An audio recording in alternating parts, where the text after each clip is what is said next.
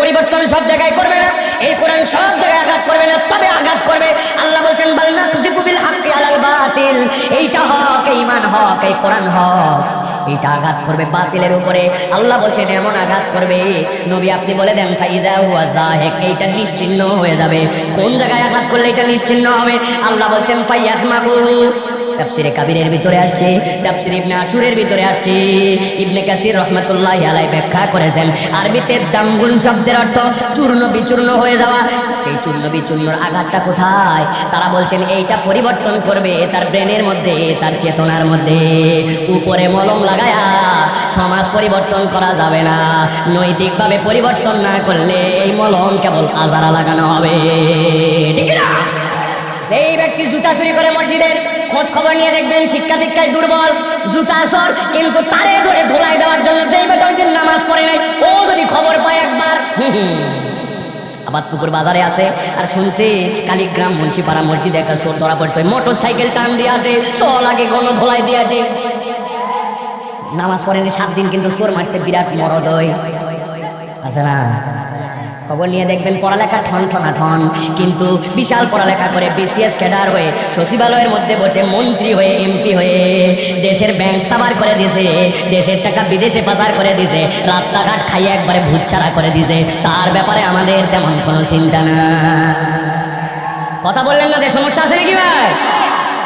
এত বড় শিক্ষিত এত বড় চোর হলো কেন? এর কারণ হচ্ছে মলম লাগাতে ভুল করছি। কি লাগাতে?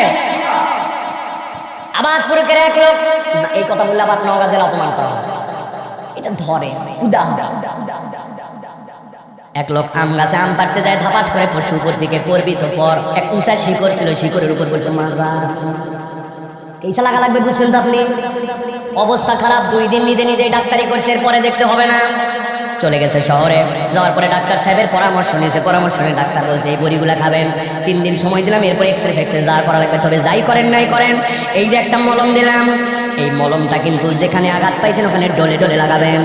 বেচারি চলে আসছে, আসার পরে চিন্তা করছে চলাচলি করতে পারি না, তারপরেও ডাক্তারের কথা মানা লাগবে যাতে দ্রুত সেরে যায়। অনেক কষ্ট করে বাড়ির পাশে এক ভ্যানওয়ালাকে ম্যানেজ করছে, ভাই একটু যাওয়া লাগবে কোন জায়গায়, এমনি অসুস্থ। ওই ডাক্তার বলছে যে জায়গায় পড়ে যায় আমার এই ব্যথা পাইছে ওই জায়গায় মলম লাগানো লাগবে। 3 দিন ওই জায়গায় মলম লাগানোর পরে ডাক্তারের কাছে বলছে কি ঘোড়ার ডিম দিলেন, একটা লাগাতে বলছিলেন, আমি তো 5-7টা লাগাইছি। চিন্তা করছে হায় হায় এত মলম দিলেন কোথায়? বলে যেখানে পড়ে গেছিলাম লাগাতে বলছিলেন, আমি অনেক কষ্ট করে যাওয়া যায় না, তারপরে ভ্যান ভাড়া করে শিকড় তেলতেলা করে দিয়েছি। যদিও এরকম কোনো বেকুব নাই, কিন্তু বুঝে থাকলে বলেন তো, ও যদি ভুল বুঝে যেই জায়গায় মলম লাগানো লাগবে না লাগায় শিকড়ে মলম লাগায়, কাজ হবে তো?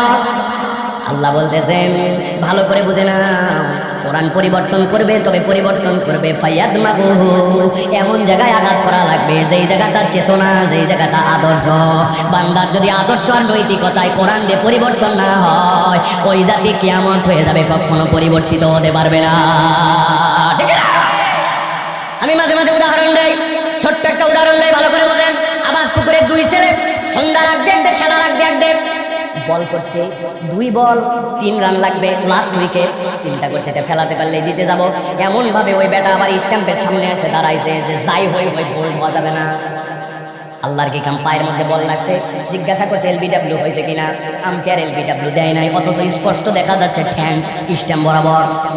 যাবে কোথায়? 1 কথা 2 কথা রাগারাগি চিল্লাচিল্লি গন্ডগোল পাচাতে এক পর্যায়ে স্ট্যাম্প তুলে দিতে পারে, বেশি কথা বলিস, বাড়ি লাগবি তো লাগ, বাম হাতের উপরে লাগছে, কস করে হাতে শব্দ হয়েছে, সকলের পিত্তি তখন শুকায় গেছে। এত দূর তো হওয়ার কথা না, যা ঘটনা ঘটে গেছে আর তো কিছু করার নাই। নওগাঁ নিয়ে চলে গেছে, ডাক্তার ডেকে ডেকে সুন্দর করে প্লাস্টার করে দিয়েছে, দেওয়ার পরে বলছে আজকে নিয়ে যাওয়া যাবে না, আজকে অন্তত হাসপাতালে রাখেন, আগামীকালকে আরেকটা এক্সরে করে চেক করে তারপরে বোঝা যাবে ঠিক মতো জোড়া লাগছে না লাগে নাই। ওই ছেলের হাইরে ব্যথা, কপাল খারাপ, রাত্রেবেলা শুয়ে আছে, গলার মধ্যে এরকম করে ঝুলানো, ব্যথায় কোঁকা চিল্লা চিল্লে। নার্স শেষে ডাক্তারের সাথে পরামর্শ করছে কি করা যায়, বলে একটা ইঞ্জেকশন মেরে দেন ভল্টারিন। যেই না ইঞ্জেকশন দিয়েছে, আধা ঘন্টার মধ্যে ব্যথা কমে গেছে, শুয়ে শুয়ে এখন হাসপাতালের বেডে ডান হাত মাথা নিয়েছে, যে ভাবতেছে আল্লাহ একবার খালি আবাদপুকুর ফেরত যাই, আর একবার খালি বাম হাতটা ভালো হোক, আবার যদি ওই খেলার মাঠে যাই, যেই বেটা আমার 1 হাত ভাঙছে আল্লাহ বাঁচালো আর 2 হাত। এরকম চিন্তা ভাবনা হাসপাতালে শুয়ে করা যাবে না, যাবে না, কথা কিন্তু বুঝেন, যাবে না যাবে না। আরেকজন গন্ডগোলে ঠ্যাং ভাঙছে, ঠ্যাং ভাঙার পরে ডাক্তার বলছেন নওগাঁ ফেল, ঢাকা নিয়ে চলে যাও।